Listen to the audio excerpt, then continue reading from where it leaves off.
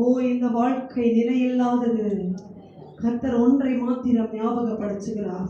ஓ, நமக்கு இருக்கிற வேலை, வீடு, பணம், தொழில், நம்முடைய குடும்பம், கணவன், மனைவி, பிள்ளைகள், உற்றார் உறவினர்கள், இது எல்லாமே நிலையில்லாத ஒன்று. ஓ, இது எல்லாம் நிலையில்லாதது. நிலையில்லாத வாழ்க்கை தான் நம்ம வாழ்ந்து கொண்டிருக்கிறோம். நாளைக்கு என்ன நடக்கும் என்று தெரியாத ஒரு வாழ்க்கை. ஓ, நிலையில்லாத வாழ்க்கையில நிரந்தரமானவர் இயேசு மாத்திரமே. ஓ, நிரந்தரமானவர் லார்ட் நீர் மாத்திரம்தான். Oh, in this temporary life, only the Lord Jesus is permanent for you. Only the eternal life is permanent.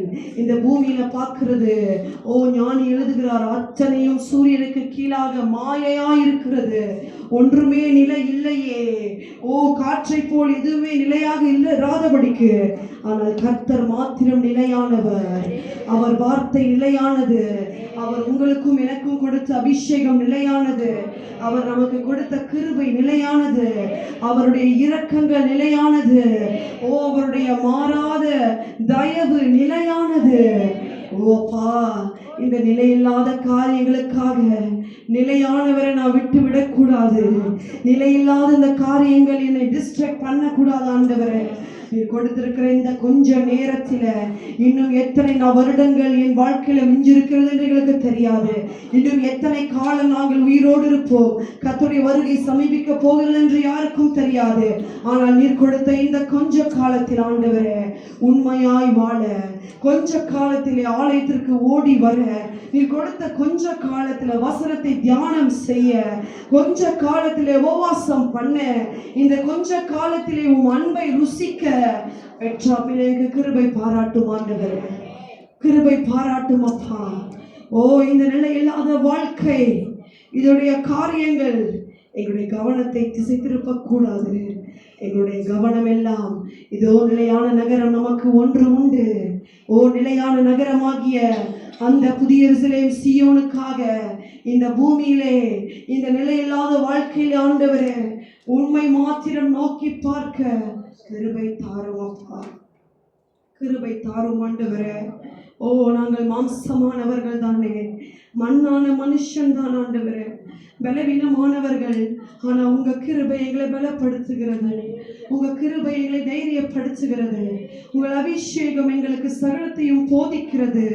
நன்றி அப்பா, நன்றி கர்த்தாவே. ஓ, உங்க வார்த்தைக்காய் கடந்து போகிறோம். மாறாத இயேசுவின் நாமத்தில் வேண்டி ஜெபிக்கிறேன் நல்ல பிதாவே, ஆமென். ஹல்லேலூயா. இயேசு கிறிஸ்துவின் நாமத்திலே உங்களை யாவரையும் வாழ்த்தி வரவேற்கிறோம். கர்த்தருடைய சமூகத்தில் இருப்பது மிகப்பெரிய சந்தோஷம். ஹல்லேலூயா. It's a great joy to be in the presence and house of the Lord. ஹல்லேலூயா. கர்த்தருடைய அப்பாவின் வீட்டிற்கு நாம் எல்லோரும் ஓடி வந்து விட்டோம், நமக்கு அடைக்கலமாய் இருக்கிற அவருடைய சமூகத்திற்கு. தொடர்ந்து நான் உங்களுக்கு மைனர் ப்ராஃபிட்ஸ் பற்றி பாடம் எடுத்துக் கொண்டிருக்கிறேன். Major lessons from minor profits, அதாவது சிறிய தீர்க்கதரிசிகள் மூலியமாக பெரிய பெரிய போதனைகள் அல்லது பாடங்கள். ஆமென். இதுவரைக்கும் நாம் 3 தீர்க்கதரிசி குறித்து தியானம் செய்து விட்டோம். ஆபக்கூக், ஆகாய், சகரியா. ஹல்லேலூயா. 3 தீர்க்கதரிசி குறித்து தியானம் செய்து விட்டோம். இன்றைக்கு இன்னும் ஒரு சிறிய தீர்க்கதரிசியை நாம் தியானம் செய்ய இருக்கிறோம்.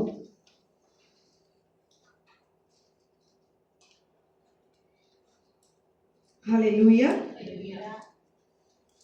இதை கண்டுபிடிக்க நான் உங்களுக்கு ஒரு வாய்ப்பை கொடுக்கிறேன். ஆமென். க்ளூ கொடுக்கிறேன், நீங்க கண்டுபிடிச்சிருங்க. ஹல்லேலூயா. இந்த சிறிய தீர்க்கதரிசி ரொம்ப கான்ட்ரோவர்ஷியலானவர், ரொம்ப பயங்கரமான ஒரு ஆளு, கான்ட்ரோவர்ஷியலான ஆளு. இவருடைய ஸ்டோரியை நம்ம பார்த்தோம்னா அப்படி பைபிள்ல நடக்காத ஒரு காரியம் நடந்திருக்கும். இது வரைக்கும் அவருக்கு முன்பதான காலத்துல நடக்கல, அது பின்பு நடக்காத ஒரு காரியத்தை இவர் கடந்து போயிருப்பார். கண்டுபிடிக்க முடியுமா? ஹல்லேலூயா.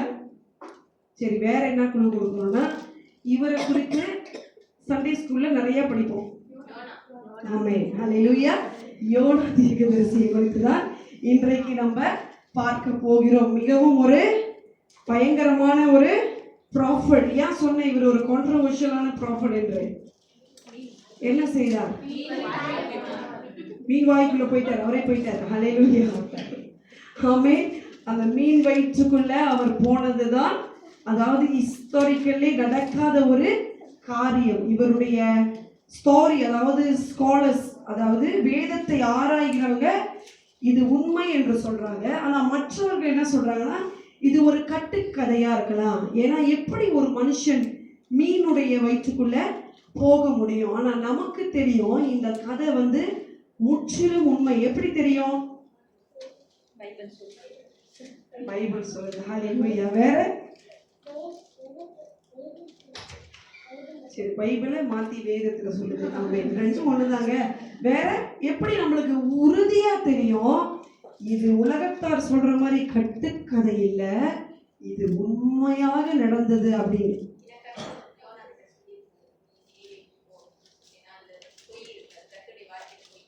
சரி, ஓகே, அது நம்மளுக்கு தெரியும் கர்த்தருடைய வார்த்தையில பொய் இருக்காதுன்னு. நான் இந்த ஒட்டுமொத்த ஸ்டோரியை கேட்கிறேன். இத உலகத்தார், அதாவது வேதத்தை ஆராய்ஞ்சவங்க கூட சில பேர் என்ன சொல்றாங்கன்னா இது ஒரு ஸ்டோரி, சும்மா ஒரு ஸ்டோரியா எழுதியிருக்காங்க. எப்படிங்க ஒரு மனுஷன் போய் மீன் வயிற்றுக்குள்ள இருந்து உயிரோட வெளியே வர முடியும்? சும்மா ஒரு கதையா இருக்கலாம். எப்படி நம்மளுக்கு தெரியும் இது உண்மையில நடந்தது?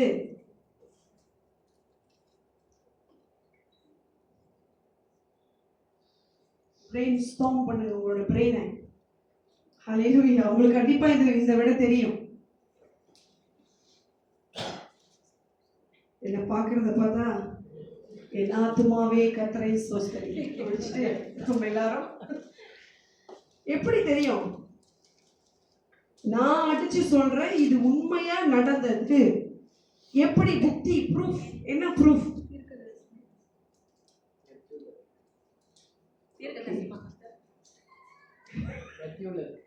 ஹல்லேலூயா.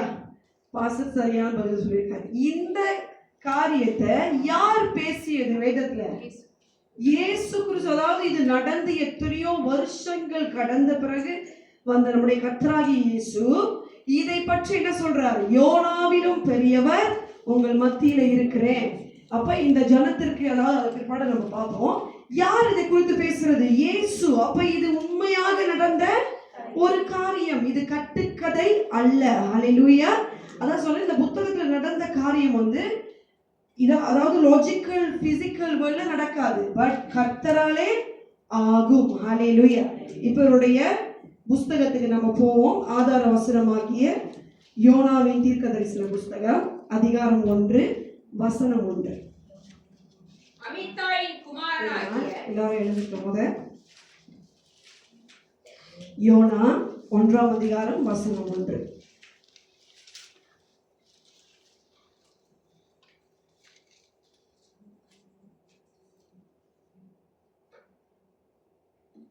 அமித்தாயின் குமாரனாகிய யோனாவுக்கு கர்த்தருடைய வார்த்தை உண்டாகி அவர்,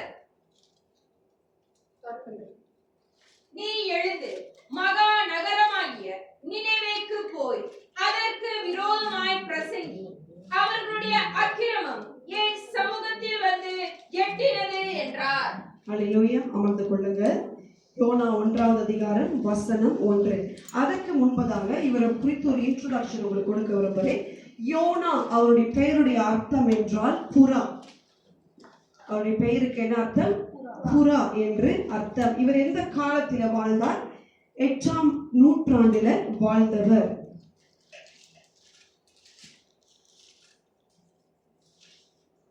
அடுத்து மிக முக்கியமான அவருடைய பேக்ரவுண்டை பத்தி நம்ம பார்க்க போகிறோம். அதுக்கு முன்பு இந்த யோனாவை நிறைய என்ன நம்ம கேள்விப்பட்டிருக்கோம். இவர் எப்படிப்பட்டவர்? ஒண்ணுமே நீங்க கேள்விப்பட்டது இல்லையா? சண்டே ஸ்கூல்ல படிச்சிருப்பீங்க. இவர் எப்படிப்பட்டவர்? கீழ்ப்படியாதவர். தேவன் வார்த்தைக்கு கீழ்ப்படியாதவர். ஓகே. வேற? கோபக்காரர். ஓகே. வேற? ஆண்டவர் வார்த்தையை எதிர்த்து வைக்கிறவர். ஓகே. இப்படியெல்லாம் நம்ம யோனாவை குறித்து இப்படி அப்படின்னு கேள்விப்பட்டிருக்கோம். அது உண்மைதான், நான் நிறைய கேள்விப்பட்டேன். ஆனா இந்த யோனாங்கிறவர் உண்மையிலே யார்? இவர் நீங்க பாத்தீங்கன்னா வேதத்துல ஒரு சாதாரணமான ஆள் இல்லை. அதை இன்னைக்கு நம்ம ஆராய்ந்து பார்க்க போகிறோம். ஹல்லேலூயா. இன்றைக்கு இதுவரைக்கும் நம்மளுக்கு கேள்விப்படாத காரியங்களை கர்த்தர் நமக்கு சொல்லி கொடுக்க போகிறார். ஹல்லேலூயா. இப்ப அப்படியே இந்த யோனா யாருடைய குமாரனா? 1வது வசனத்துல அமித்தாயின் குமாரனாகிய யோனா. அவருடைய அப்பா பேர் என்னது?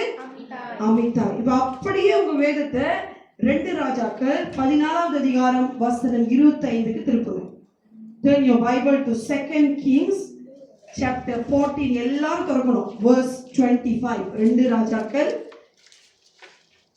14வது அதிகாரம் வசனம் 25. தொடர்ந்தீங்களா? ஆமென் என்று சொல்லுங்கள். 2 ராஜாக்கள் 14வது அதிகாரம் வசனம் 25. ஓகே, வாசிங்க. கத்தேப்பேர் ஊரானாகிய அமித்தாய் எனும் தீர்க்கதரிசியின் குமாரன் யோனா எனும் தம்முடைய ஊழியக்காரனை கொண்டு இஸ்ரவேலின் தேவனாகிய கர்த்தர் சொல்லியிருந்த வார்த்தையின்படியே அவன் ஆமாத்தின் எல்லை முதற்கொண்டு சமபூமியின் கடல் மட்டும் உள்ள இஸ்ரவேலின் எல்லைகளை திரும்ப சேர்த்து கொண்டான். ஹல்லேலூயா. இப்ப இவருடைய அப்பா யாரு? தீர்க்கதரிசி. இந்த யோனா நம்ம சொன்ன மாதிரி கீழ்ப்படியாதொரு, கோபம் பிடிச்சொரு, எரிச்சல் பிடிச்ச மனுஷன், ஆண்டவர் வார்த்தைக்கு எதிர்த்து நிற்பாரு. இதெல்லாம் நம்ம இது வரைக்கும் கற்றுக்கொண்டது. ஆனால் இந்த யோனா ஒரு சாதாரணமான ஆள் இல்ல. இவருடைய தகப்பன் யாரு? தீர்க்கதரிசி. அவருடைய பெயர் என்னது? அமித்தாய். நீங்க நோட்ஸ் எடுக்கிறீங்கன்னு நான் நம்புறேன். ஹல்லேலூயா. அதாவது இவருடைய ஊர் என்னது? காத்தேப்பேர் ஊரானாகிய அமித்தாய் என்னும் தீர்க்கதரிசியின் குமாரன் யோனா என்னும் தம்முடைய ஊழியக்காரனை கொண்டு. ஹல்லேலூயா. இந்த யோனா தீர்க்கதரிசி யாரா? கர்த்தருடைய ஊழியக்காரன். இவர் சாதாரணமான ஆள் இல்ல, இவர் பயங்கரமான ஆளு. ஏன்னா இவர் எந்த காலகட்டத்தில் இருந்தார்? நீங்க இந்த புஸ்தகத்தை வாசிச்சு பார்த்தீங்கன்னா யெரொபெயாம் என்கிற ராஜாவுடைய ஆட்சியில இருந்த தீர்க்கதரிசி. ஹல்லேலூயா. எந்த ராஜா? யெரொபெயாம். ஆமென். நீங்க அங்க பார்த்துக்கிட்டே வந்தீங்கன்னா யாரு எந்த ராஜாவுக்கு இவர் தீர்க்க தரிசனம் கொடுக்கிறார் இந்த வசனத்துலன்னா, மேலுள்ள வசனத்தை படித்தீங்கன்னா உங்களுக்கு தெரியும். அதாவது கர்த்தரின் இல்லமா 24வது வசனத்தை படிங்க. கர்த்தரின் பார்வைக்கு பொல்லாப்பானதை செய்தான். இஸ்ரவேலை பாவம் செய்ய பண்ணின நோபோத்தின் குமாரனாகிய யெரொபெயாமின் பாவங்கள் ஒன்றையும் அவன் விட்டு விலகவில்லை. சரி, இப்ப இந்த ராஜா எப்படிப்பட்டவன்? கர்த்தரின் பார்வைக்கு பொல்லாப்ப செய்துட்டு இருக்கிற ராஜா. ஆனா இந்த ராஜா அடுத்த வசனத்துல பாத்தீங்கன்னா ஒரு ஜெயம் எடுக்கிறார். என்ன எடுக்கிறாரு? என்ன செய்யறார்? அவன் ஆமாத்தின் எல்லை முதற்கொண்டு சமபூமியின் கடல் மட்டும் இஸ்ரவேலின் எல்லையெல்லாம் என்ன பண்றாரு? சேர்த்து கொள்றார். இப்ப எப்படி இந்த பொல்லாத ராஜா ஜெயம் எடுக்கிறார்? யார் மூலியமாக இது நடந்தது? யோனா தீர்க்கதரிசி. யாருக்கு இப்ப தீர்க்கதரிசனம் உரைக்கிறது அந்த இடத்துல? யெரொபெயாம் என்கிற ஒரு பொல்லாப்பை செய்த ராஜாவுக்கு இவர் மூலியமாக ஒரு ஜெயம் கிடைக்குது. ஹல்லேலூயா. அதுதான் சொன்னேன், இவர் சாதாரணமான, அதாவது கர்த்தர் சும்மா இவர் நினைவேக்கு போக சொன்னாரு, இவர் போகாம ஓடிட்டார் அப்படி இல்ல. இந்த புஸ்தகத்துல நிறைய காரியங்கள் மறைந்திருக்கிறது. ஆமென். நம்ம ஸ்லோவா படித்தாலும் இதை ஒன்றொன்ற கற்றுக்கொள்வோம். ஹல்லேலூயா. யோனாவுடைய புஸ்தகம் மொத்தம் 4 அதிகாரம். 4 அதிகாரத்துல இந்த கதை முடிந்துவிடும். ஆனா இவருடைய பெயர் இப்ப எந்த புஸ்தகத்துல பார்க்கிறோம்? 2 ராஜாக்களை பார்க்கிறோம். அதாவது யெரொபெயாம் என்கிற ராஜாவுக்கு இவர் தீர்க்க தரிசனம் உரைத்திருக்கிறார். இப்ப இவருடைய பின்னணியை நம்ம கொஞ்சம் பார்ப்போம். இவர் யார் என்றால், இவர் அதாவது அந்த காலத்துல தீர்க்கதரிசிகள் எப்படி இருந்தாங்க என்றால், சில தீர்க்கதரிசிகள் அரசர்களுக்கு, ராஜாக்களுக்கு தீர்க்கதரிசிகளாக இருந்தார்கள். இவங்க எப்படி இருப்பாங்கன்னா, அவங்க பேலஸ்ல தான் இருப்பார்கள். அவர்களுடைய வேலையை யாருக்கு தீர்க்க தரிசனம் உரைக்கிறது? ராஜாவுக்கு. உதாரணமா வேதத்துல பாத்தீங்கன்னா தாவீதுக்கு 2 தீர்க்கதரிசிகள் இருந்தாங்க. யார் அவர்கள்? நாத்தானும் காத் என்கிற தீர்க்கதரிசி. இவங்கெல்லாம் கிங், அதாவது கிங்ஸ் உடைய ப்ராஃபட்ஸ். இவங்க வேலையே என்னன்னா, இந்த ராஜா ஏதாவது செய்ய போறார், ஒரு யுத்தம் செய்ய போறாருன்னா நேரா இவங்க இந்த தீர்க்கதரிசி கிட்ட கேட்பாங்க, நான் இங்க போலாமா, இது கர்த்தர் எனக்கு வாய்க்க செய்வாரா, ஜெயம் கிடைக்குமா என்று. ஹல்லேலூயா. அப்ப இந்த தீர்க்கதரிசி ஆண்டவர்கிட்ட போய் கேட்டு ராஜாக்களுக்கு என்ன சொல்லுவாங்க, உத்தரவு சொல்லுவாங்க. இப்படிப்பட்டவர்கள் தான் அரசவை தீர்க்கதரிசிகள். ஹல்லேலூயா. they are working, அதாவது இவர்கள் கர்த்தருடைய ஊழியக்காரர்களா இருந்தாலும் ராஜாவுக்கு இவங்க ஒரு வேலையால அந்த இடத்துல இருப்பாங்க. இவங்க வேலையே to prophesy to the kings and nations. ஹல்லேலூயா. அப்படிப்பட்ட தீர்க்கதரிசி தான் இந்த யோனா. சாதாரணமான தீர்க்கதரிசி அல்ல.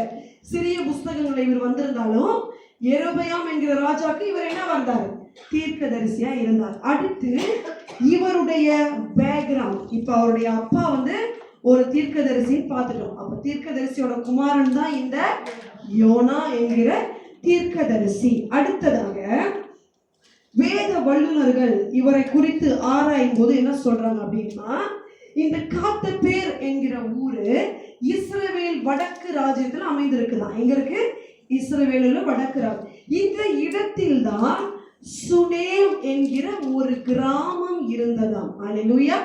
we called as a village சுனேம். இப்போ இந்த பேரை கேட்டோட உங்களுக்கு ஏதாவது ஞாபகம் வருதா, கேள்விப்பட்டிருக்கீங்களா? இல்ல, அறவே இல்லை. சுனேம், சுனேமியால் அறவே கேள்விப்பட்டதில்லை. ஹல்லேலூயா. பாஸ்டர் கேள்விப்பட்டிருக்காரு. பரவாயில்ல, இன்றைக்கு நமக்கு கர்த்தர் கற்றுக் கொடுக்க போகிறார். அப்ப அந்த காத்தபேர் என்கிற இடம் எங்க இருக்குது, வடக்கு ராஜ்யத்துல இஸ்ரவேல் இருக்குது. இந்த இடத்துல இருக்கிற ஒரு கிராமம் தான் சுனேம் என்கிற ஒரு கிராமம். இப்ப அப்படியே உங்க வேதத்தை 2 ராஜாக்கள் அதே புஸ்தகத்துல 4வது அதிகாரத்துக்கு போங்க, கொஞ்சம் முன்னுக்கு போங்க.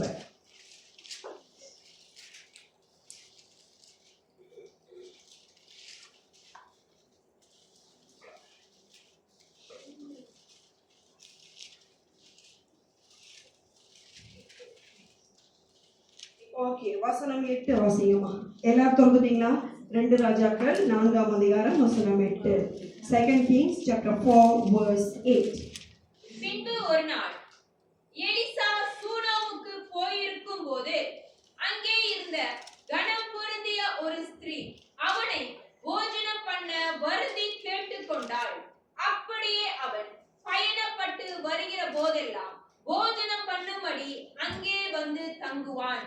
ஹல்லேலூயா. பின்பு ஒரு நாள் எலிசா, யார் இவரு, தீர்க்கதரிசி, அதாவது எலியாவுக்கு அடுத்து உள்ள தீர்க்கதரிசி தான் இந்த எலிசா. இவர் இப்ப எந்த இடத்துக்கு போறாரா, சூனேம் என்கிற ஒரு இடத்துக்கு போயிருக்கும் போது அங்க ஒரு ஸ்திரீ, வெறும் ஸ்திரீன்னு போடல, என்னன்னு போட்டிருக்கு, கனம் பொருந்திய ஒரு ஸ்திரீ, ஹானரபிள் woman. ஹல்லேலூயா.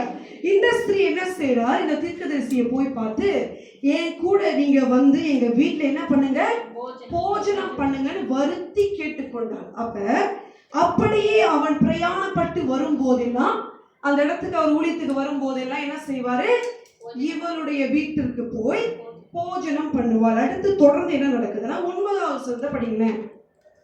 அவன் தன் புருஷனை நோக்கி, இதோ நம்மிடத்தில் எப்போதும் வந்து போகிற தேவனுடைய மனுஷனாகிய இவர் பரிசுத்தவான் என்று காண்கிறேன். நான் மெத்தையின் மேல் ஒரு சிறிய அறை வீட்டை கட்டி அதில் அவருக்கு ஒரு கட்டிலையும் மேஜையையும் நாற்காலியையும் குத்து விளக்கையும் வைப்போம். அவர் நம்மிடத்தில் வரும்போது அங்கே தங்கலாம் என்றாள். ஹல்லேலூயா. இப்ப இந்த ஸ்திரீ என்ன செய்கிறார், தன் புருஷன் கிட்ட போய் கேட்கிறார்.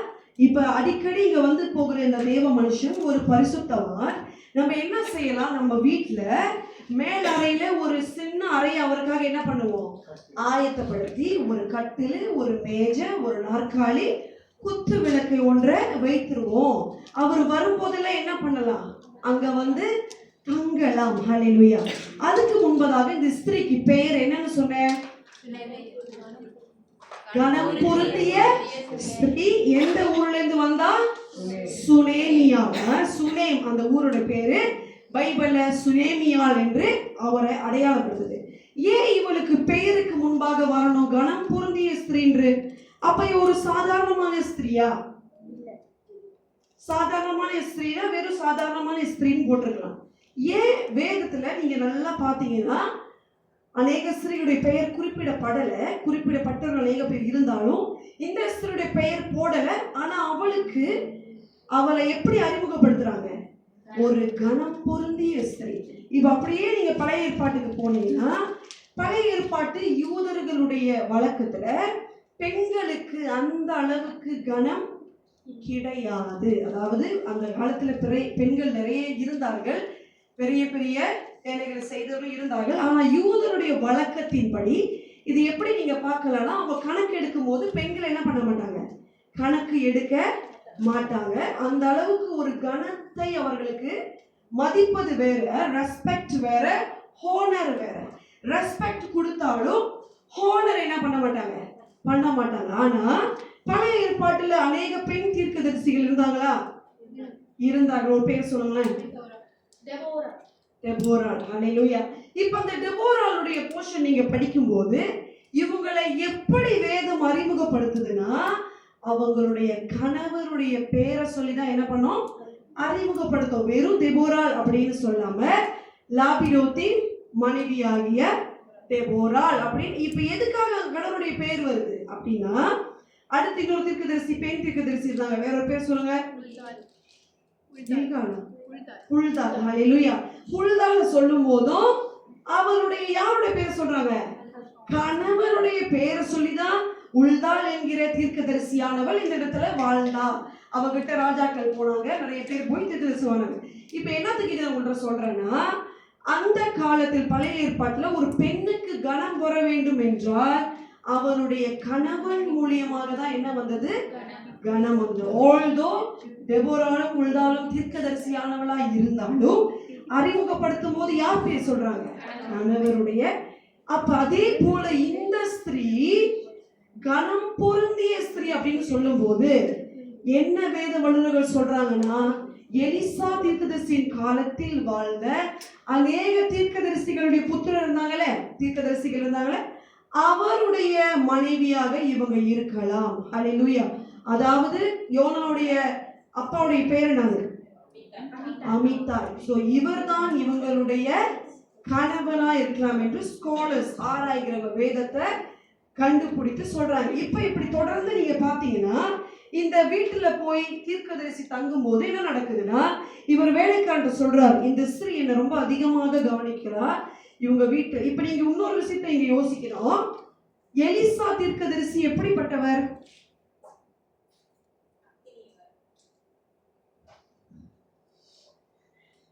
எலிசா தீர்க்கதரிசி எப்படிப்பட்டவர்னு கேட்கிறார். இவர் பயங்கரமான தீர்க்கதரிசி. ஹல்லேலூயா. எலியா 14 அற்புதங்கள் செய்தார். இவருக்கு எத்தனை மடங்கு அக்கினியா? எலியா விட 2 மடங்கு, தன் தகப்பனை விட 2 மடங்கு கேட்டவர் இவர். எலியாவுடைய ஆவிக்குரிய மகனாக அவரோட சீஷனாக இருந்து அதே அபிஷேகத்தை டபுள் ஃபோல்ட் வாங்கினவர் தான் எலிசா. இப்ப எப்படி எலிசா இந்த வீட்டுல போய் தங்குறாரு? சாதாரண ஒரு ஸ்திரீயுடைய வீடாக இருந்ததா இவர் தங்கியிருப்பாரா? வாய்ப்பு இல்லை. ஏன்னா அடுத்த அதிகாரத்துல நீங்க பாத்தீங்கன்னா, நம்ம எலிசா எப்படிப்பட்ட ஆள்னா, மிகவும் பெரியவனாகிய சிரியா நாட்டு படைத்தலைவன் ஒருத்தர் வரான். யார் அவன் பேரு? குஷ்டரோகி, நாகமான். மிகவும் பெரியவன். இவனை கொண்டு கர்த்தர் அந்த இடத்துல ரட்சிப்பை கொண்டு வந்திருந்தார். ஆனா இவனை பார்க்க இந்த எலிசா தீர்க்கதரிசி வெளியே வந்தாரா? இல்லவே இல்லை. அப்ப இந்த எலிசா தீர்க்கதரிசி சாதாரணமாக யாரை பார்க்கிறதோ, ஒரு இடத்துல இருக்கிறதோ, தங்குறதோ அவர் செய்கிறதில்லை. அன்லெஸ் அந்த வீடு தீர்க்கதரிசிகள் புத்திரராகிய ஒருவருடைய வீடாக இருந்திருந்தா. நல்லா யோசிச்சு நீங்க அந்த கதையெல்லாம் படிச்சீங்கன்னா உங்களுக்கு தெரியும். ஆமே. இங்க எலிசா எப்படிப்பட்டவர்னா, இந்த நாகமான் கதை நம்மளுக்கு எல்லாம் தெரியும். அவர் வராரு, அப்படியே பெரிய ரதத்தோட வந்து நிக்கிறாரு, எனக்கு சுகம் வேணும் அப்படின்னு. எலிசா என்ன பண்றாரு, உள்ளுக்கு இருந்து என்ன பண்றாரு, ஒரு ஆள் அனுப்பி போய் சொல்லு, யோர்தான்ல 7 வாட்டி முக்கி எழுந்திருக்க சொல்ல அனுப்பிட்டாரு. இதே நம்மளா எலிசா இடத்துல இருந்ததா, நானா இருந்ததுன்னா முத வேலையை என்ன பண்ணிருப்போம், ஓடி போய் ஐயோ பெரியவர் வராருங்க, சிரியா நாட்டு படைத்தலைவன். இந்த நாகமான் சாதாரணமான ஆள் இல்ல, மிகவும் பெரியவன். அவன வேதத்துல போய் படிச்சீங்கன்னா கர்த்தர் இவனையும் அந்த காலத்துல பயன்படுத்தினார். இவன் மூலியமாக ரட்சிப்பு வந்தது அந்த இடத்துல. அப்ப சாதாரணமானா இல்ல, நம்மளால தான் அப்பாடா ஒரு பெரிய ஆள் வரார், ரதத்துல வராருன்னு ஓடி போயிருப்போம். ஆனா இந்த எலிசா தீர்க்கதரிசி ரொம்ப எப்படிப்பட்ட ஆளு, is a very reserved person. சாதாரணமா போய் பார்க்கல, அந்த கதையை நீங்க தொடர்ந்து பார்த்தீங்கன்னா தெரியும். அதனாலதான் வேத வல்லுநர்கள் என்ன சொல்றாங்கன்னா, இவர் தங்கியிருக்கிற வீடு ஒரு தீர்க்கதரிசியின் வீடாதான் இருக்க வேண்டும், இல்லை என்றால் இவர் வேற எந்த இடத்துலயும் தங்கலையே. சாதாரணமாக ஒரு படைத்தலைவனையும் பார்க்க வெளியே வராதவர் எப்படி ஒரு வீட்டுல போய் தங்குவார்? அல்லேலூயா. இப்படி இவர்கள் ஆராயும் போது என்னத்தை கண்டுபிடித்தார்கள் என்றால், இந்த சுனேமியாள் என்கிற இந்த கதையை நம்மளுடைய யோனா தீர்க்கதரிசிக்கு சம்பந்தப்பட்டிருக்கிறது. ஆமென். இப்ப இந்த சுனேமியாளுக்கு என்ன நடந்தது? அந்த கதையை படிச்சிருக்கீங்களா? இல்ல. ஓகே. இவ என்ன பண்றா? தீர்க்கதரிசியை ஒவ்வொரு வாட்டியும் கவனிக்கிறா. இப்ப இவர் வேலைக்காரன் சொல்லி அனுப்புறாரு, அந்த ஸ்திரியை கூட்டிட்டு வா, என்னுடைய அறைக்கு மேலறைக்கு கூட்டிட்டு வா, நான் அவகிட்ட கேட்கணும் உனக்கு என்ன வேண்டும் என்று அப்படின்னு. அப்ப இந்த வேலைக்கார கூட்டிட்டு வரதுக்கு முன்னே சொல்லிட்டான், இந்த ஸ்திரீ என்ன இல்ல, குழந்தை இல்ல. என்னமா முதல்ல என்னமோ சொன்னீங்களே, ஹல்லேலூயா. நீங்க வேறொரு ஸ்திரீயோட கனெக்ஷன் பண்ணிக்கீங்க, திருப்பி இங்க வந்துருங்க. இந்த ஸ்திரீக்கு, சுனேமியாள் என்கிற இவளுக்கு, கனம் பொருந்திய ஸ்திரீக்கு என்ன இல்லையா, குழந்தை இல்ல. அப்ப அவ உள்ளுக்கு வந்தோடனே தீர்க்கதரிசி அவளை பார்த்து சொல்றாரு, அடுத்த வருஷம் இந்த இடத்துல நான் வரும்போது நீ ஒரு மகனை பெற்றெடுத்திருப்ப. அல்லேலூயா. அதே மாதிரி ஒரு வருஷம் கழிச்சுதான் தீர்க்கதரிசி அந்த இடத்துக்கு போறார். போகும்போது அந்த ஸ்திரீக்கு என்ன நடந்திருந்தது? குழந்தை, மகன் பிறந்திருந்தான். இப்ப தொடர்ந்து அந்த கதையை நீங்க வாசிச்சுட்டே வந்தீங்கன்னா அந்த மகனுக்கு என்ன நடக்குது? என்ன நடக்குது? அவனுக்கு ஒரு வியாதி வந்து, தலைவலி வந்து, அதன் மூலியமாக இறந்து போயிட்டான். இப்ப இந்த சுனேமியாள் என்ன செய்கிறாள்? ஓகே, அடுத்ததாக அதே அதிகாரத்துல 4:19 வாசிங்களேன். தன் தகப்பனை பார்த்து, என் தலை நோகிறது, என் தலை நோகிறது என்றான். அப்பொழுது அவன் வேலைக்காரனிடத்தில், இவனை இவன் தாயினிடத்தில் எடுத்துக்கொண்டு போய்விடு என்றான். அவனை எடுத்து அவன் தாயினிடத்தில் கொண்டு போன போது அவன் மத்தியானம் மட்டும் அவள் மடியில் இருந்து செத்து போனான். அப்பொழுது அவள் ஏறி போய் அவனை தேவனுடைய மனுஷன் கட்டிலின் மேல் வைத்து அவன் வைக்கப்பட்ட அறையின் கதவை பூட்டி கொண்டு போய் தன் புருஷனிடத்தில் ஆள் அனுப்பி, நான் சீக்கிரமாய் தேவனுடைய மனுஷன் இருக்கும் இடம் மட்டும் போய் வருவதற்கு வேலைக்காரரில் ஒருவனையும் ஒரு கழுதையையும் எனக்கு அனுப்ப வேண்டும் என்று சொல்ல சொன்னாள். அப்பொழுது அவன், இது அமாவாசையும் அல்ல, ஓய்வு நாளும் அல்ல, நீ இன்றைக்கு அவனிடத்துக்கு போக வேண்டியது என்ன என்று கேட்க சொன்னான். அதற்கு அவன், எல்லாம் சரிதான், நான் போக வேண்டியிருக்கிறது என்று சொல்லி அனுப்பி கழுதையின் மேல் சென வைத்து ஏறி தன் வேலைக்காரனை நோக்கி, இதை ஓட்டிக்கொண்டு போ, நான் உனக்கு சொன்னால் ஒழிய போகிற வழியில் எங்கும் ஓட்டத்தை நிறுத்தாது என்று சொல்லி புறப்பட்டு கர்மேல் பர்வதத்தில் இருக்கிற தேவனுடைய மனுஷனிடத்திற்கு போனாள். தேவனுடைய மனுஷன் தூரத்திலே அவளை வர கண்டு தன் வேலைக்காரனாகிய கேயாசியை பார்த்து, அதோ சுனேமியாள் வருகிறாள், நீ அவளுக்கு எதிர்கொண்டு ஓடி, நீ சுகமா இருக்கிறாயா, உன் புருஷன் சுகமா இருக்கிறானா, அந்த பிள்ளை சுகமா இருக்கிறதா என்று அவனிடத்தில் கேள் என்றான். அவள் சுகந்தான் என்று சொல்லி. ஓகே, நீங்க இப்படியே பாத்தீங்கன்னா என்ன நடக்குது? இப்ப அந்த மகனுக்கு ஒரு வியாதி வந்து அந்த மகன் என்ன பண்ணிட்டான்? மரித்து போய்விட்டான். இப்ப இந்த தாய் என்ன செய்கிறாங்க? இப்ப நான் யார்கிட்ட போனோம்? அதுக்கு முன்பதாக அந்த பிள்ளை எடுத்து எங்க வைத்தார்கள்? தேவ மனுஷனுடைய அறையில் இருக்கிற அவர் படுத்து போகிற கட்டில்ல அந்த பிள்ளையை கிடத்திட்டு இப்ப உடனடியே வேலைக்காரன்ட்ட சொல்றாங்க, என்னை எங்க கொண்டு போ? தேவனுடைய மனுஷனிடத்துக்கு என்னை கொண்டு போ. அப்ப அவன் பார்த்து கேட்கிறான், இது அமாவாசை அல்ல, ஓய்வு நாள் அல்ல, நீயா இப்ப தேவ மனுஷன்கிட்ட போக வேண்டும்? அப்ப அவர்களுக்கு ஒரு வழக்கம் இருக்கிறது. சாதாரணமாக அவர்கள் போகுவதில்லை. சில காரியங்கள் நிமித்தம் தான் ஓய்வு நாள்ல போய் சந்திக்கலாம், இல்லது இந்த இடத்துல போட்டிருக்கிறபடி அமாவாசை என்கிற நாட்களிலே அவர்கள் தேவ மனுஷனை போய் என்ன பண்ணுவாங்களாம், பார்ப்பார்கள். அப்ப அவன் கேட்கிறான், வழக்கமே இல்லையே, இப்ப ஏன் நீ போகணும்? அவ சொல்றா, இல்ல நான் அவரை போய் பார்க்க வேண்டும் என்று. இப்ப என்ன செய்கிறாள் தேவ மனுஷன் கிட்ட? இப்ப எலிசா எந்த இடத்துல இருக்காரு? கர்மேல் பர்வதத்துல இருக்கிற எலிசாவிடத்துல இப்ப அவ வந்து சேர்ந்துட்டான். அப்ப அவளை தூரத்துல இருந்து பார்க்கும்போது இவர் தன்னுடைய வேலைக்காரனாகிய கேயாசியை பார்த்து சொல்றாரு, அதோ யார் வருகிறது? சுனேமியாள் வருகிறாள் அப்படின்னு. இவ வந்தோடனே என்ன கேட்கிறாரு அவளை பார்த்து, நீ சுகமா இருக்கியா? உன் கணவன் சுகமா இருக்கானா? உன் பிள்ளை சுகமா இருக்கிறதா அப்படின்னு கேட்கிறார். இப்ப இந்த ஸ்திரீ என்ன பதில் சொல்றாங்க? சுகம்தான் அப்படின்னு சொல்லிட்டு என்ன செய்யறாங்கன்னா, அடுத்து என்ன பண்றாங்க? பர்வதத்தில் இருக்க தேவனுடைய மனுஷனிடத்தில் வந்து அவன் காலை பிடித்து கொண்டாள். பிடித்து கொண்டோன்னு அப்ப இவருடைய காலை வந்து இவ பிடிச்சிட்டா. இந்த ப்ராஃபட் எலைஷாவோட காலை யார் பிடிச்சது? சுனேமியாள். இப்ப உடனே கூட இருக்கிற கேயாசி என்ன பண்றாரு? அவளை விலக்கி விடுறாரு. ஏன்னா யாரும் வந்து எப்படி பிடிக்க முடியாது சாதாரணமாக. எலிசா அப்படிப்பட்டவர். அப்ப எலிசா என்ன சொல்றாரு? அவளை நீ தடுக்காத, அவள் ஆத்துமா எப்படி இருக்கான்? துக்கமா இருக்கு. ஆனா கர்த்தர் இந்த காரியத்தை எனக்கு மறைத்து விட்டார். ஹல்லேலூயா, ஆமென். அப்ப இவ என்ன பண்றா? காலை பிடித்து கொண்டு சொல்றா, நான் என் ஆண்டவரிடத்தில் ஒரு குமாரனை வேண்டும் என்று கேட்டதுண்டா? எனக்கு அபத்தம் சொல்ல வேண்டாம் அப்படின்னு நீங்க பாத்தீங்கன்னா அவர் சொல்றாரு அடுத்து. அப்ப அவ சொல்றா, நான் உம்மை. இப்ப இந்த எலிசா உடனே போல என்ன செய்யறாரு? வசனம் 29 படிங்க. அப்பொழுது அவன் கேயாசியை பார்த்து, நீ உன் இடையை கட்டிக்கொண்டு என் தடியை உன் கையில் பிடித்துக் கொண்டு வழியில் ஒருவனை சந்தித்தாலும் அவனை வினாவாமலும் உன்னை ஒருவன் வினாவினாலும் அவனுக்கு மறுமொழி சொல்லாமலும் போய் என் தடியை அந்த பிள்ளையின் முகத்தின் மேல் வை என்றான். ஹல்லேலூயா. இப்ப உடனே போனாரா? போகல. இப்ப என்ன செய்யறாரு? எலிசா தீர்க்கதரிசி கேயாசி கிட்ட என்னத்தை கொடுத்துருக்கிறாரு? அவருடைய தடியை கொடுத்து, நீ இப்ப உடனே போய் அந்த பிள்ளையுடைய என்னத்தை செய்ய, முகத்தின் மேல வை அப்படின்னு சொல்றார். ஆனா அடுத்த வசனத்தை பாத்தீங்கன்னா இந்த தாய் என்ன பண்றா? நான் உம்மை விடுவதில்லை, என் கர்த்தருடைய ஜீவனை உம்முடைய ஜீவனை கொண்டு சொல்றேன் அப்படின்னு இவ காலை பிடித்து கொண்டு என்ன கேட்கிறா?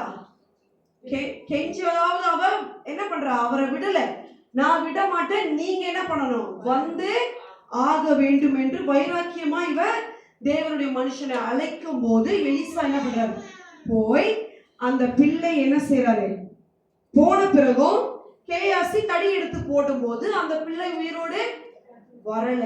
ஆனா தேவ மனுஷன் அந்த அறைக்குள்ள போய் அத வாசிங்கள வசனம் 32 33. எலிசா வீட்டிற்குள் வந்தபோது இதோ அந்த பிள்ளை அவன் கட்டிலின் மேல் செத்து கிடந்தான். உள்ளே போய் தங்கள் இருவருக்கும் பின்னாக அவன் கதவை பூட்டி கர்த்தரை நோக்கி வேண்டுதல் செய்து கிட்டே போய் தன் வாய் பிள்ளையின் வாயின் மேலும் தன் கண்கள் அவன் கண்களின் மேலும் தன் உள்ளங்கைகள் அவன் உள்ளங்கைகளின் மேலும் படும்படியாக அவன் மேல் குப்புற படுத்துக் கொண்டான். அப்பொழுது பிள்ளையின் உடல் அனல் கொண்டது. ஹல்லேலூயா. இப்ப தீர்க்கதரிசி என்ன செய்யறார்? இந்த இடத்துல இவர் ஒரு அற்புதத்தை செய்கிறார். ஹல்லேலூயா. கர்த்தர் இவர் மூலமாக என்ன செய்தார் என்றால் இந்த பிள்ளை இப்ப என்ன வந்தது? உயிரோடு வந்தது. ஆமென். இங்க ஒரு செத்தவன் என்ன ஆகிறான்? உயிரோடு வருகிறான். எப்படி வந்தான்? இந்த தீர்க்கதரிசி தேவ மனுஷன் அந்த வீட்டுக்கு போய் அந்த இடத்துல ஒரு வல்லமை கடந்து வருது. ஹல்லேலூயா.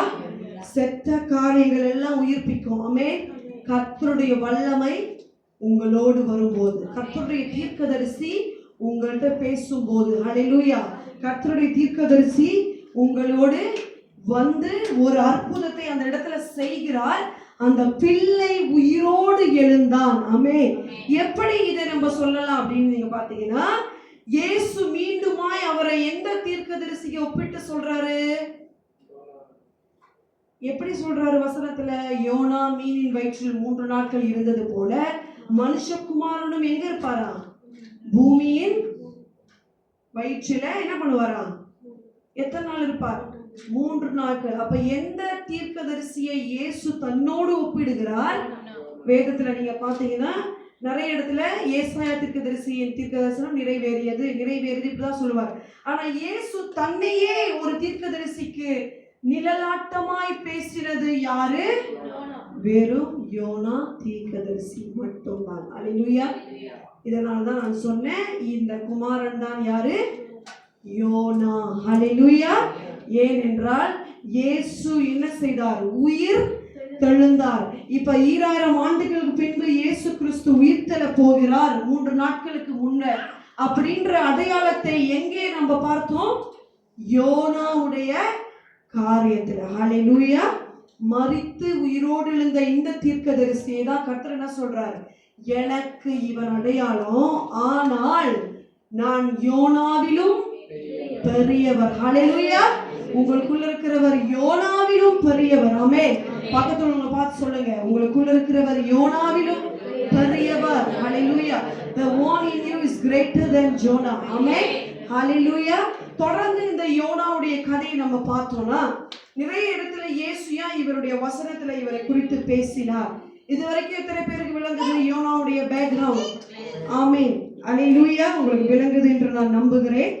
இப்ப யோனா அவருடைய ஊழியக்காரன் அப்படின்னு சொன்னல, அப்ப அந்த இடத்துல யோனா கர்த்தருக்கென்று ஊழியம் செய்து கொண்டு வந்தவர். ஏன் இப்ப நினிவேக்கு போல?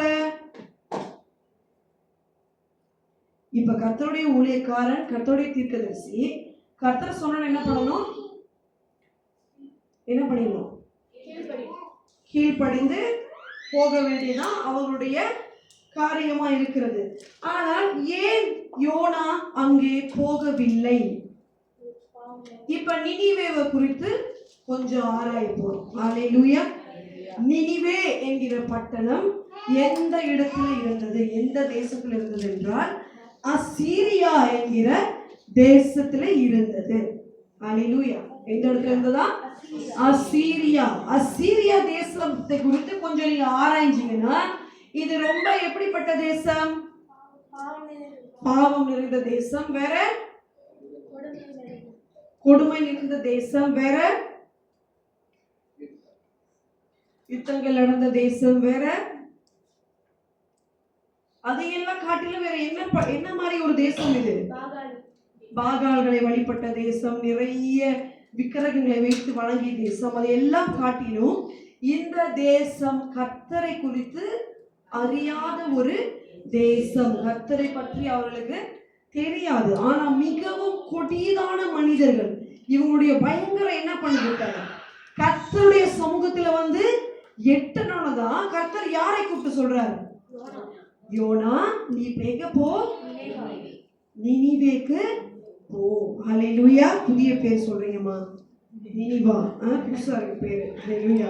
நினிவேக்கு போ என்று சொல்றார். இன்னொரு காரணம் இருக்கு. ஏன் கர்த்தர் யோனா தீர்க்கதரிசிய அதாவது ஸ்பெசிபிக்கா நினிவேக்கு போ? இப்ப வேதத்துல பாத்தீங்கன்னா நினிவே என்ற நகரத்துக்கு 2 தீர்க்கதரிசிகள் தீர்க்கதரிசனம் உரைத்தாங்க. சிறிய தீர்க்கதரிசிகள்ல யோனா தீர்க்கதரிசி, இன்னொருத்தர் யாரு? நாகூம் தீர்க்கதரிசி. ஹல்லேலூயா. யோனா நினிவேக்கு போய் தீர்க்கதரிசனம் உரைத்தார். நாகூம் அவருடைய இடத்திலே இருந்து நினிவேக்கு தீர்க்க தரிசனம் உரைத்தார். இப்ப நிறைய பட்டணங்கள் இருந்தது. வேதத்துல நிறைய இடம் இருக்கு. ஏன் கர்த்தர் ஸ்பெசிபிக்கா யோனாவை அங்க அனுப்பணும்? நிறைய புறஜாதியார் தேசம் அந்த இடத்துல இருந்துச்சு. பாபிலோன். நீங்க பாத்தீங்கன்னா எகிப்துக்கு எந்த தீர்க்கதரிசியை கர்த்தர் அனுப்புனாரா?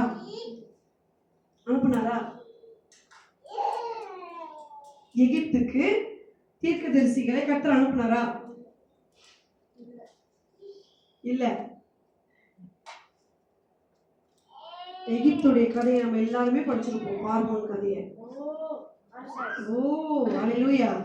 தீர்க்கதரிசியை அனுப்பினார்.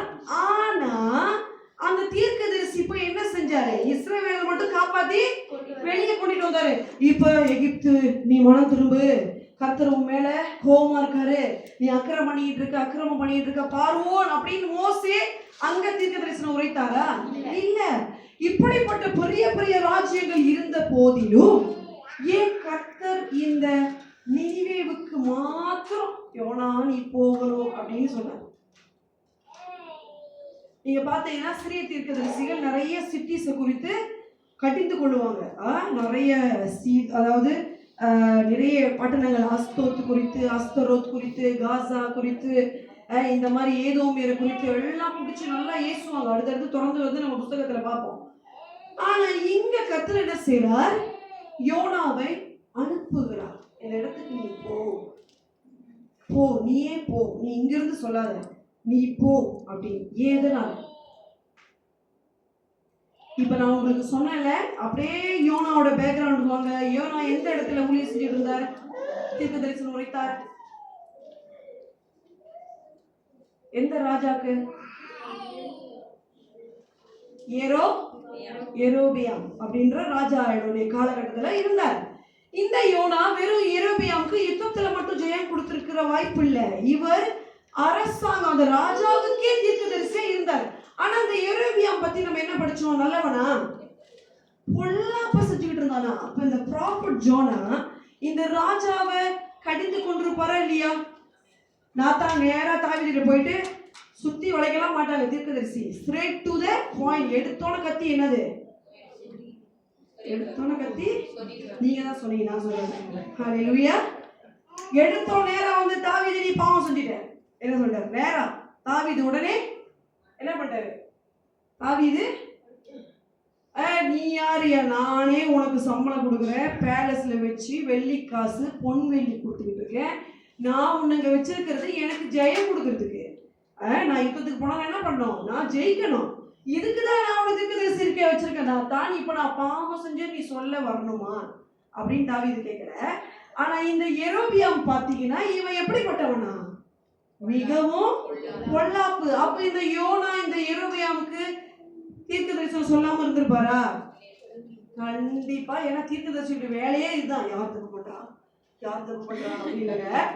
இவங்களோட கேரக்டர் என்னதுன்னா, கர்த்தர் சொல்றது என்ன பண்ணிடணும்? சொல்லிடணும். ஒரு இடத்துல பாவம் நடக்குதுன்னா அங்க என்ன பண்ணிடணும்? மனம் திரும்புதல் வந்துடணும். ஐயோ ஜனங்கள் பாவத்தில் இருக்காங்களே, கர்த்தர் இதை அருவருக்கிறார், கர்த்தர் இதை வெறுக்கிறார், அதனால நீங்க மனம் திரும்பிடுங்கன்னு சொல்றதுதான் யாரு? இவங்களோட வேலை. நீங்க மெயினா பாத்தீங்கன்னா நம்ம பார்த்த 3 தீர்க்கதரிசிகளும் இதைதான் பண்ணுவாங்க. மனம் திரும்பு, அழிஞ்சு போற, ஐயோ அழிவு வருது, இது வருதுன்னு தான் சொல்லுவாங்க. அப்ப எப்படிங்க யோனா இந்த யெரொபெயாமுக்கு சொல்லாம இருந்திருப்பார்? நிச்சயம் சொல்லியிருப்பார். ஆனா இங்க கர்த்தர் ஒன்றை காட்ட விரும்புறார். என்னன்னா, இப்ப யோனாவுடைய கதைக்கு ஃபுல்லா போல. ஆனா நினிவேல என்ன நடந்துச்சு? யோனா பிரசங்கம் பண்ணோனே என்ன பண்ணாங்க? ஜனங்கள், அந்த ஜனங்கள் 120 லட்சமான ஜனங்கள் எல்லாம் என்ன பண்ணாங்களா? உடனே இப்ப அந்த நினிவேவுடைய ராஜா என்ன பண்ணாரு? ஐயோ ஒரு தீர்க்கதரிசி வந்து சொல்லிட்டாரு, நீங்க பண்ற பாவம் கர்த்தருடைய சமூகத்துல எட்டிருச்சு, உங்களுக்கு என்ன வரப்போகுது? அழிவு வந்து கொண்டிருக்கிறதுன்னு சொன்ன கையோட இந்த பட்டணத்துடைய ஒரு பியூட்டியை நீங்க பார்க்கலாம். ஆல்தோ அவங்க அவ்வளவு பாவத்துல இருந்தாலும் இப்ப அவங்க என்ன செஞ்சிட்டாங்க? உடனே வெரி குட், உடனே மனம் திரும்பிட்டாங்க. அந்த ராஜா, அவன் ஜனங்க. நீங்க வேதத்துல பாத்தீங்கன்னா எந்த இடத்துல மிருகங்கள் உபவாசம் எடுத்துச்சு? எந்த இடத்துல உபவாசம் எடுத்துச்சு? மிருகங்கள் உபவாசம் எடுக்குமா? எடுக்காது, வாய்ப்பு இல்லை. ஆனா நினிவே பட்டணத்துல என்ன நடந்துச்சா? ராஜா, ராஜாவுடைய ஜனங்களும் ஆடு மாடு எல்லாமே என்ன பண்ணிச்சுங்களா? ஹalleluya. மனுஷனுக்கு கொண்டு உபவாசம் இல்ல. இப்ப ஆடுக்கும் மாடுக்கும் என்னது? புல்லு இல்ல. எதனால? ஐயோ கர்த்தருடைய கோபம் எப்படி இருக்கு? கொட்டிட்டுதான் இருக்குது. ராஜா என்ன செய்யறாரா? சாம்பல ரட்டுடுத்தி உட்காந்துட்டாரு ஃபுல்லா. இனி நான் எந்திரிக்க மாட்டேன் அன்லெஸ் எனக்கு என்ன வரணும்? கர்த்தர் இந்த அழிவை எங்க தேசத்துல இருந்து நீக்கிடணும். இப்ப இங்க என்னத்தை காட்ட வருகிறார்? ஏன் நினிவே அப்படின்னு சொன்னா, இஸ்ரவேல் தேசத்துல இருக்கிற யோனா தீர்க்கதரிசி உரைத்தும் அந்த தேசத்தின் ராஜா அவனுக்கு செவி கொடுக்கவில்லை. அந்த ராஜா கீழ இருந்த ஜனங்களும் இப்ப என்ன கர்த்தர் காட்டுறாருன்னா, பார் இஸ்ரவேல் பார், உனக்குள்ள இருக்கிற தீர்க்கதரிசியை தான் இப்ப நான் ஒரு புறஜாதியார் பட்டணத்துக்கு அனுப்புறேன். இந்த புறஜாதியார் ஜனங்கள் என்ன செஞ்சாங்க? மனம் திரும்பினார்கள். ஹல்லேலூயா, ஹல்லேலூயா. கர்த்தர் என்ன காட்டுறது இடத்துல? உனக்குள்ளே இருந்த தீர்க்கதரிசி, உன்னிடத்துல இருந்தவர்கள். இது யோனா, உன் அரண்மனையில இருந்த யோனா, உன் பட்டணத்துல உன் தேசத்துல இருந்த தீர்க்கதரிசி உன்னை கடிந்து கொண்டும் நீ மனம் திரும்பல. ஆனா வேறொரு பட்டணத்துக்கு நான் அனுப்பும் போது விக்கிரகத்தை வணங்குகிற ஜனங்கள் என்ன செஞ்சாங்களாம்? உடனே அந்த தீர்க்கதரிசியோட சத்தத்துக்கு கீழ்ப்படிந்தார்கள். இப்ப கர்த்தர் இங்க என்ன காட்டுறாரு அப்படின்னா, முதலாவது என்ன காட்டுறாருன்னா, இஸ்ரவேலர்களுக்கு ஒரு லெசனை காட்டுறார். உன்குள்ளேயே தான் இத்தனை தீர்க்கதரிசியை வச்சிருக்கேன், இத்தனை பேர் நீ விக்கிரகத்திட்ட போவாதன்னு சொல்லியும் பொல்லாப்பு கிட்ட போற. யெரொபெயாம் ராஜா, நீ திரும்ப திரும்ப அதே தான் செய்யற. ஆனால் இதே தீர்க்கதரிசியை நான் வேற இடத்துக்கு கொண்டு போகும்போது அந்த ஜனங்கள் ஏற்று கொண்டார்கள். ஹல்லேலூயா, ஹல்லேலூயா. அப்ப அந்த ஜனங்கள் பாருங்க, கொடிதானவர்கள் தான், மகா பயங்கரமானவங்க தான், கர்த்தர் யாருன்னு தெரியாதவங்க தான். ஆனா the moment they receive the correction from the prophet, hallelujah, the moment they receive the rebuke from the prophet, the moment they receive the preaching from the prophet, what they do? என்ன பண்ணாங்க? 2 நாள் காத்திருந்தாங்களா? ஒரு வாரம் காத்திருந்தாங்களா? இல்ல இந்த YONO உண்மையான ஆளா, இல்ல இந்த ஆள் சும்மா இந்த இடத்துல வந்து சும்மா அல்ட்டா விட்டுட்டு இருக்கா, எங்கேருந்து வந்துச்சுன்னு தெரியல. நம்ம பட்டணம் பெரிய ராஜ்யம், அசீரிய ராஜ்யத்தை அசைக்க முடியாது. நான் எவ்வளவு பெரிய கிங்டம், என்னைய பார்த்து இவன் எங்கேருந்து வந்துட்டு நீ அழிஞ்சு போற, கர்த்தர் உன் மேல கோபமா இருக்காரு அப்படின்னு இந்த ஜனங்கள் என்ன பண்ணல? யோசிக்கிறங்க. ஹல்லேலூயா, ஆமென். இன்றைக்கு நம்ம இடத்துல கர்த்தர் வசனத்தை கொண்டு நம்மளை சீர்திருத்துவார், சிறப்படுத்துவார், கடிந்து கொள்ளுவார். சில வேளையில உங்களுடைய ஊழியக்காரர்கள் தீர்க்கதரிசிகளை கொண்டு என்ன செய்வார்? சில காரியங்களை கடிந்து கொண்டு சீர்திருத்துவார், ஸ்திரப்படுத்துவார். ஆனா அந்த நேரத்துல நம்ம எப்படி இருக்கிறோம்? நீவே பட்டணத்தார், தேவனை அறியாத ஜனங்கள். அவங்க மத்தியில தீர்க்கதரிசிகள் வாழலங்க, அவங்க மத்தியில ஊழியக்காரர்கள் இல்லை. ஆனா அப்படிப்பட்ட ஜனமே ஒரு என்ன வரும்போது, கர்த்தருடைய மெசேஜ், ஒரு தூது வரும்போது என்ன செய்றாங்க?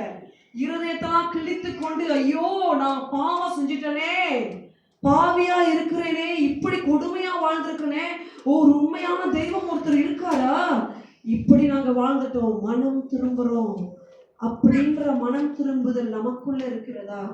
ஹல்லேலூயா. இன்றைக்கு நம்ம ஆராய்ந்து பார்ப்போம். முதல்ல நான் ஆண்டவரை ஏற்றுக்கொண்ட போது இருந்த மனம் திரும்புதல் இன்றைக்கு என்னிடத்துல இருக்குதா? வேதம் சொல்லுது மனம் திரும்புதல் என்றது எப்படி நடக்கணும்?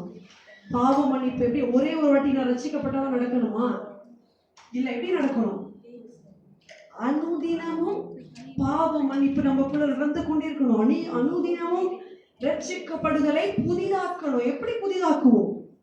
மனம் திரும்பி பாவத்திலிருந்து நம்மளை என்ன பண்ணும்போது விடுவித்துக் கொள்ளும் போது. ஹல்லேலூயா.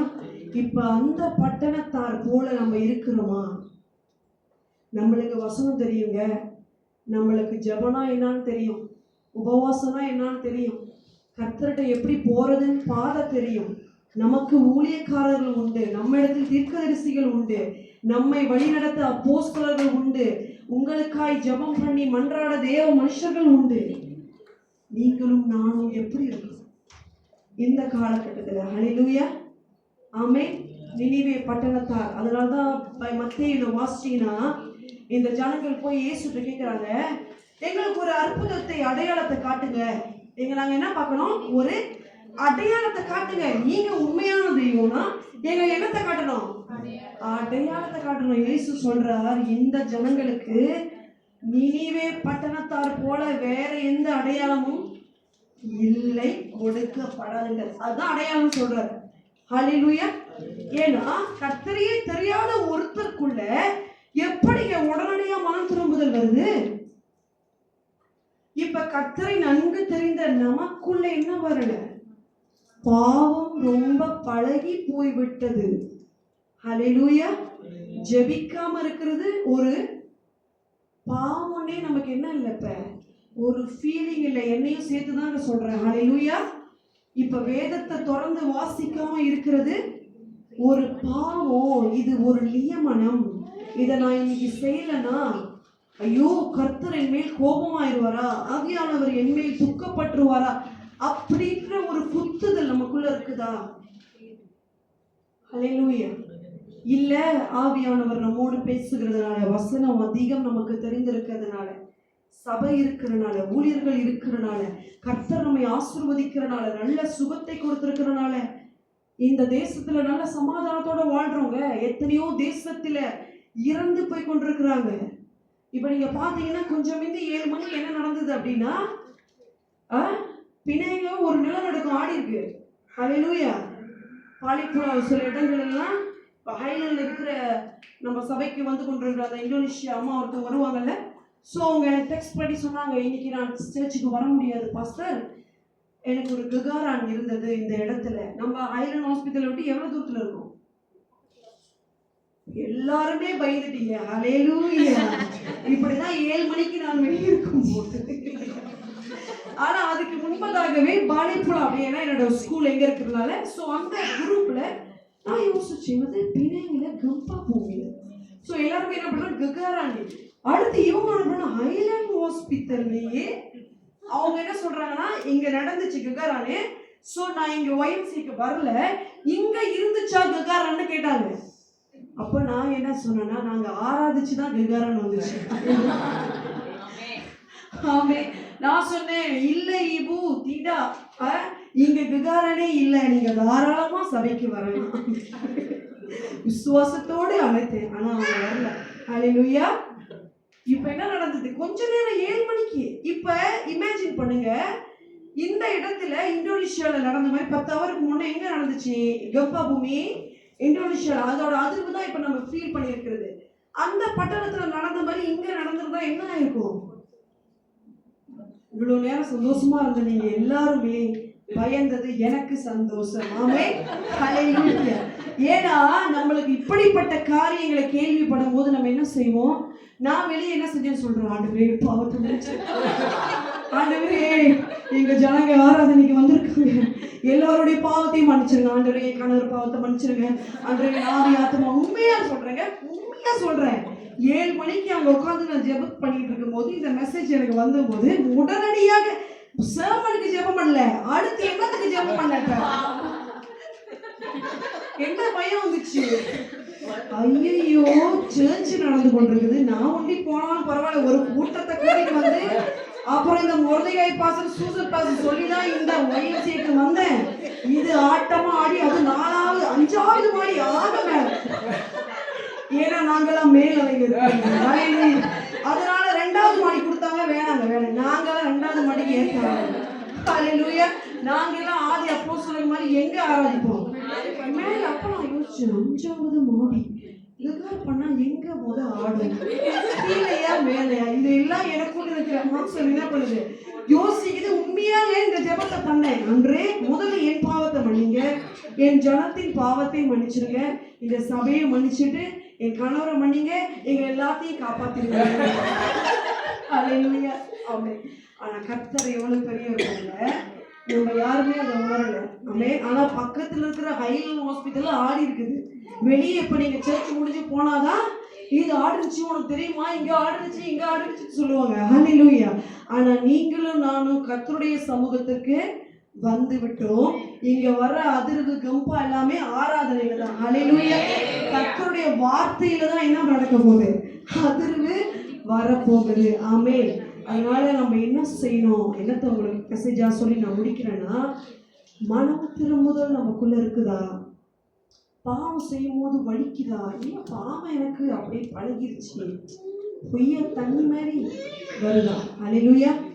ஒரு சின்ன பாவமா இருந்தாலும் அது நம்மளுக்கு வலிக்குதான், நம்ம என்ன பண்ணணும்? இப்பதான் நான் ஸ்கேனே பண்றேன், தலையிலேருந்து கால் வரைக்கும். ஐயோ நீங்க எத்தனை மணி நேரம் ஜெபம் பண்ணேன், சரி வசனத்தை ஓகே படிச்சுட்டேன், ஆராதனை இருக்கிறதுனால ஐயோ ஆண்டவரே இது எல்லாத்தையும் கணக்கு கேட்பீங்களே, இவ்வளோ கணக்கு இருக்குதே, இது எல்லாத்தையும் செட்டில் பண்ணலையே அப்படின்னு. அல்லேலூயா. ஆனால் அனுதினமும் நம்ம கர்த்தர்கிட்ட போய் நம்ம மனம் திரும்பிட்டோம்னா நமக்குள்ள மரண பயம் வராது. அல்லேலூயா. மரணம் வந்தாலும் அது மகிமைக்கென்று வரும். ஆமென். ஏன்னா கர்த்தருடைய வேதம் சொல்லுது, அவருடைய ஊழியக்காருடைய மரணம் எப்படிப்பட்டதா? கர்த்தருடைய பார்வைக்கு அருமையானதா. ஏன்னா அவங்க எதற்குள்ள போறாங்க? மகிமைக்குள்ளாக பிரவேசிக்கிறாங்க. ஆமென். இந்த பூமியின் பாடு, இந்த பூமியின் உபத்திரமம், இந்த பூமியின் கண்ணீர், கசப்பு, வேதனை எல்லாமே எங்க இல்லை? கர்த்தர்கிட்ட போகும்போது நம்மள்ட்ட இல்லை.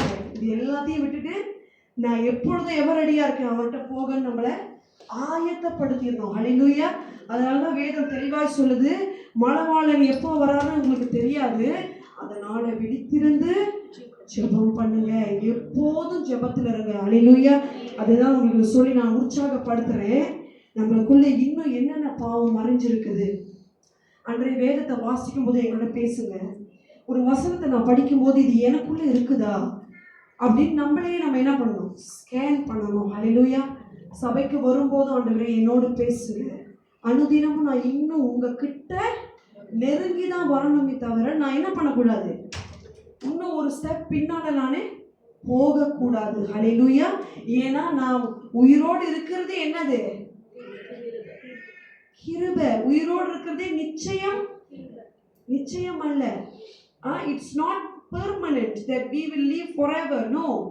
ஒரு டைம் வரும்போது கர்த்தர் நம்மை எடுத்துக்கொள்வார், அல்லது நம்மளுடைய நேரத்துக்கு முன்பதாகவே வருகை உணர்வு. எப்படி ஆகிடுங்க? நம்ம எப்படி இருக்கணும்? ஆயத்தமா இருக்கணும். ஐதே ஒண்ணு நம்ம மறிக்கிறோமா அல்லது வருகை வருதோ, ரெண்டுத்துக்குமே நம்ம ஆயத்தமா இருக்கிறோமா? அல்லேலூயா. அந்த நினிவே பட்டணத்தார் ஆயத்தமா இருந்தாங்களான்னு தெரியல. ஆனா ஒரு தீர்க்கதரிசி வந்து அவங்கள்ட்ட பேசின போது அந்த பட்டணத்தார் மனம் திரும்பினார்கள். அல்லேலூயா. அந்த பட்டணத்தார் கண்ணீர்ல உட்கார்ந்து உபவாசம் எடுத்து, ஐயோ என் தேசம் அழிய போகுது, ஐயோ இந்த பிணை பட்டணத்துக்கு அழிவு நியமிக்கப்பட்டிருக்கிறதா, ஐயா இந்த தேசத்துல இன்னும் கர்த்தரை அறியாதவங்க நிறைய பேர் இருக்கிறாங்களே, நான் ஒன்று தப்பிச்சிட்டா போதுமா? இன்னும் எத்தனை பேருங்க இருக்காங்க இந்த தேசத்துல, இந்த பிணைங்க? அல்லேலூயா. யார் இவர்களுக்கெல்லாம் ரட்சிப்பு சொல்றது? யார் இவர்களை காப்பாற்றுறது? யார் கட்டுண்டவர்களை விடுதலை ஆக்குறது? யார் வியாதியஸ்தர்களை சொஸ்தமாக்குறது? அல்லேலூயா. கர்த்தர் தெரிந்தெடுத்த நீங்களும் நானும் தான். ஆமென். அதனால்தான் உங்களையும் என்னையும் கர்த்தர் தெரிந்தெடுத்திருக்கிறார். அல்லேலூயா. அப்படியே கண்களை மூடினோடு சேர்ந்து ஓ நன்றி அப்பா, நன்றி செலுத்துகிறோம். இதோ ஆண்டவரே, ஓ எழுந்து நின்று முடிக்க போறேன். முடிந்தது வசனம். கர்த்தர் நம்மோடு பேசி